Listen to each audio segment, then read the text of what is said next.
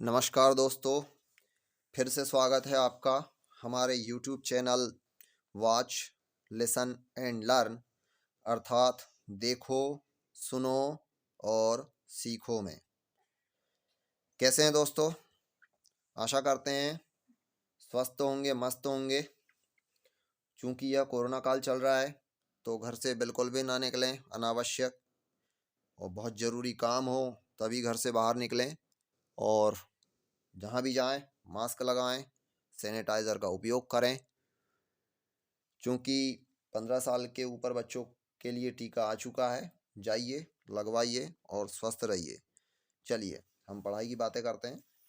हम पढ़ रहे थे कक्षा 10वीं की गणित, यूक्लिड विभाजन प्रमेयिका। इसके पहले हमने उदाहरण 3, उदाहरण 2 और वास्तविक संख्याएं वगैरह ये सारी चीज़ें पढ़े हुए हैं इसी अध्याय में। जिन बच्चों ने वो वीडियो नहीं देखे हैं, डिस्क्रिप्शन बॉक्स में लिंक दिए हैं, आप देख सकते हैं। चलिए हम उदाहरण नंबर 4 की ओर चलते हैं और इसे हल करते हैं। क्या दिया हुआ है देखिए, ये लिखा बहुत सारा है उदाहरण 4 में। इतना बड़ा सवाल है, बच्चे डर जाते हैं, इतना बड़ा सवाल कैसे हल करेंगे। भाई डरना नहीं है, रटना नहीं है, हमें हमें इसी को पढ़ना और इसी में उत्तर है। दिख रहा है इतना बड़ा लेकिन है बहुत छोटा सा। चलिए देखते हैं। एक मिठाई विक्रेता, अरे बाबा मिठाई का नाम आ गया, और काजू की बर्फियां, अरे पानी आ गया होगा आपके मुंह में तो। ठीक है, इसी मिठाई के स्वाद के साथ में हम चलते हैं और सवाल को हल करते हैं, स्वादिष्ट बनेगा। तो एक मिठाई विक्रेता के पास 420 काजू की बर्फियां हैं और 130 बादाम की बर्फियां हैं। बादाम की बर्फियां भी आ गई। वह इनकी ऐसी ढेरियां बनाना चाहती है। कोई लेडीज है भाई मिठाई बेचने वाली यहाँ पे, ठीक है, बेचने दो। लेकिन वो ढेरियां बनाना चाहती है, मतलब ऐसे जमाना चाहती है ढेरी बना के। तो इस तरीके से जमाना चाहती है या फिर ढेरियां बनाना चाहती हैं कि प्रत्येक ढेरी में बर्फियों की संख्या समान रहे, मतलब बराबर बराबर रहें, तथा ये ढेरियां बर्फी की परात में, अब बर्फी को परात में भी रख दिया, परात में न्यूनतम स्थान घेरें। इस काम के लिए प्रत्येक ढेरी में कितनी बर्फियां रखी जा सकती है? प्रत्येक ढेरी में, और ढेरी है परात में, तो ढेरी में कितनी कितनी बर्फियां रखी जा सकती है। मतलब हमें बर्फियों को जमाना है ढेरियों के रूप में, और ढेरियों में कितनी कितनी बर्फियां रखी जा सकती है, ये सवाल पूछ रहा है। और उसके पास में ये इतना मटेरियल है। चलिए ठीक है, देखते हैं। हम तो करेंगे इसे सॉल्व काय से? यूक्लिड विभाजन प्रमेयिका से। और यूक्लिड विभाजन प्रमेयिका से हमें चूंकि क्या निकालना है, इसका HCF। HCF नाम ले लिया। HCF क्या होता है भाई? हाईएस्ट कॉमन फैक्टर इसको इंग्लिश में कहते हैं, और हिंदी में कहते हैं महत्तम समापवर्तक। महत्तम समापवर्तक, बस कुछ नहीं। आपने 420 और 130 का महत्तम समापवर्तक निकाल लिया, मतलब सवाल ही हल हो गया, पूरा सवाल हल हो गया। बस इतनी सी बात है ना। लेकिन हमें उत्तर भी तो लिखना है इसी के रूप में, जैसा उसने सवाल बना के दिया है ना बड़ा लंबा चौड़ा, ऐसे ही हमें उत्तर भी लिखना है, और उत्तर यहीं से लिखना है। चलिए देखते हैं कैसे लिखते हैं। तो हल में लिखेंगे यूक्लिड विभाजन प्रमेयिका द्वारा, या इसको एल्गोरिथम भी लिख सकते हो, एल्गोरिथम द्वारा 420 एवं 130 का HCF ज्ञात करते हैं। और ज्ञात करेंगे तो क्या मिलेगा? जिससे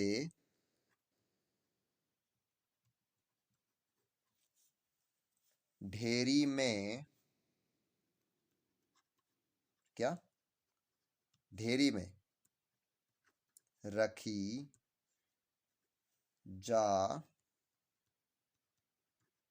सकने वाली अधिकतम, मतलब मैक्सिमम, मतलब ज्यादा से ज्यादा अधिकतम संख्या प्राप्त हो जाएगी। काय से? HCF ज्ञात करने से प्राप्त होगी, है ना। फिर क्या करेंगे हम इसे? तब ढेरियों की संख्या, तब ढेरियों की संख्या कम से कम हो जाएगी, कम से कम हो जाएगी। और परात में बर्फियां कम से कम स्थान घेरेगी, बस इतनी सी बात है। और परात में बर्फियां कम से कम स्थान घेरेगी, या क्या, या परात में बर्फियां न्यूनतम स्थान घेरेगी, ऐसा भी लिख सकते हैं आप जैसा उचित समझे। ठीक है, जो इनने लिखा है ना न्यूनतम स्थान घेरें, तो वही बात। तो क्या करना है हमें? सबसे पहले 420 और 130 का HCF निकालना है। HCF निकालने से क्या होगा कि ढेरी में रखी जा सकने वाली अधिकतम संख्या, मतलब ज्यादा से ज्यादा संख्या प्राप्त हो जाएगी। कितनी भाई, कितनी रख सकते हैं करके, तब ढेरियों की संख्या कम से कम हो जाएगी। ठीक है, और परात में बर्फियां कम से कम स्थान घेरेगी। तो चलिए चलते हैं, आगे बढ़ते हैं। चूंकि क्या क्या दिया है हमारे पास में? 420 और 130। चूंकि 130 छोटा है 420 से, इसलिए हम क्या करेंगे? 420 में 130 से भाग करेंगे। कितनी बार जाएगा? देखिए, 13 एकम 13, 13 दूनी 26 और 13 तिया 39, है ना। ये मतलब 130 तिया 390 हो जाएगा। या 3 का गुणा कर दीजिए, 3 शून्य शून्य, 3 तिया 9, 3 एकम 3, शून्य में से शून्य गया, शून्य बचा। 2 में से 9 नहीं जाता, एक उधार ले लो, 4 से 12 हो गया, 12 में से 9 गया, कितना बचा? 3। और यहाँ पे 3 में से 3 गया तो शून्य, है ना। तो हमें HCF निकालने के कंडीशन में भाग कब तक करेंगे? जब तक कि शेषफल 0 ना आ जाए। क्योंकि एक बार भाग हो गया, तो हम लिखेंगे चरण 1 में, चरण 1 कंप्लीट हो गया ना, ये पहला स्टेप जिसको कहते हैं स्टेप 1। यहाँ स्टेप 1 एंड हो गया, तो स्टेप 1 में क्या मिला हमें? 420 बराबर 130 गुणे 3 धन 30, है ना। ये मिला, मतलब 420 भाज्य 130 भाजक गुणित भागफल धन शेषफल। यही तो है यूक्लिड विभाजन प्रमेय का, A बराबर B Q प्लस R, यही तो है। और क्या? चलिए, यहाँ 0 जब तक नहीं आता, जब तक भाग करना है अपने को। तो अब यहाँ पर कौन सी संख्या लेंगे हम? यहाँ लेंगे ये 130, ये जो अपना पहले क्या था, ये भाजक है ना, ये बन जाएगा क्या, यहाँ पे 130 ले लेंगे हम। चलिए 30 से भाग कर दीजिए, कितनी बार जाएगा? लगभग लगभग 3 चौक 12, 4 बार तो चला ही जाएगा। 4 शून्य शून्य और 4 तिया 12, शून्य में से शून्य गया शून्य, 3 में से 2 गया तो 1 बचा 10, फिर 0 नहीं आया। तो यहाँ पे चरण 2 कंप्लीट होता है हमारा। सॉरी,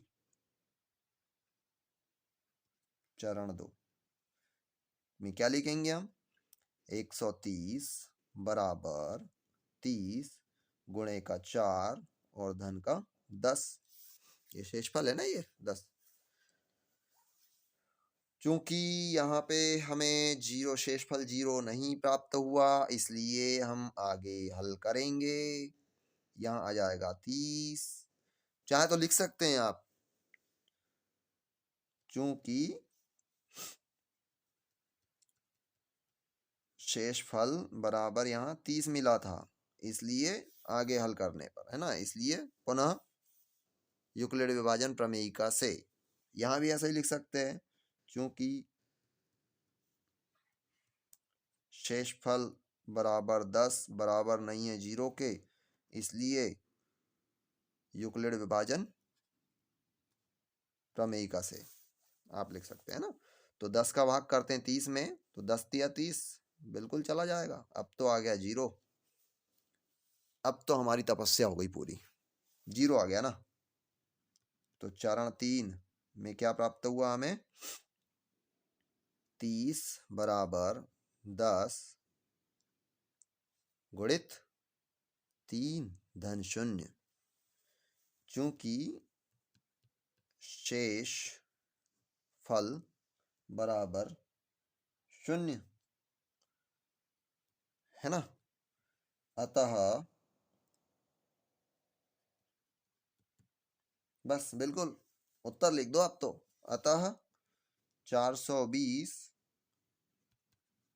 और 130 का HCF क्या होता है, जो सबसे आखिरी में भाग देते हैं ना हम, जब शेषफल जीरो बचता है, तब ये वाला मान भाजक जो है वो क्या होता है, उत्तर होता है।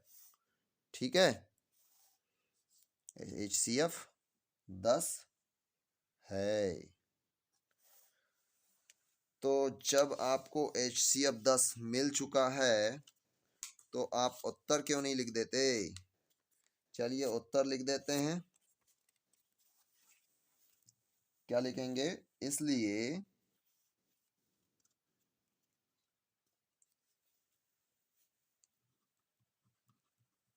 प्रत्येक प्रकार की बर्फियों के लिए मिठाई विक्रेता 10-10 की ढेरी बना सकती है। ये याद रखना, क्योंकि लेडीज है यहाँ पे मिठाई बेचने वाली। क्या बोल रहे थे ये, कि वह इनकी ऐसी ढेरियां बनाना चाहती हैं कि प्रत्येक ढेरी में बर्फियों की संख्या समान रहे। बिल्कुल 10-10 है, हमने समान ही निकाल के लेके आए हैं। प्रत्येक ढेरी में मिठाइयों की संख्या 10-10 रहेगी, मतलब क्या है बोला इसने, समान रहे। ठीक है, समान रहे, तथा ये ढेरियां बर्फी की परात में न्यूनतम स्थान घेरे। बिल्कुल न्यूनतम स्थान घेरेगी, 10-10 की ढेरियां बन जाएगी तो। और इस काम के लिए इसे कितनी ढेरी बनानी पड़ेगी, कितनी बनानी पड़ेगी, 10-10 की 10 बनानी पड़ेगी। और कितनी बनानी पड़ेगी, तो बना लेंगे। ठीक है, तो चलिए, उम्मीद करते हैं आपको समझ में आया होगा यूक्लिड विभाजन प्रमेयिका का उदाहरण नंबर 4। और वीडियो अच्छा लगा हो तो लाइक कर दीजिए, दोस्तों में शेयर कर दीजिए, ताकि वे भी देख पाएँ और समझ पाएँ उदाहरण नंबर 4 को। और अगला वीडियो जल्दी ही लेके आएंगे हम आपके लिए। इसके लिए वीडियो को मतलब चैनल को हमारे सब्सक्राइब कर लीजिए और बेल आइकन को प्रेस करके नोटिफिकेशन ऑन कर दीजिए, ताकि जैसे ही हम वीडियो अपलोड करें तो वीडियो आपको तुरंत मिल जाए। ठीक है, धन्यवाद।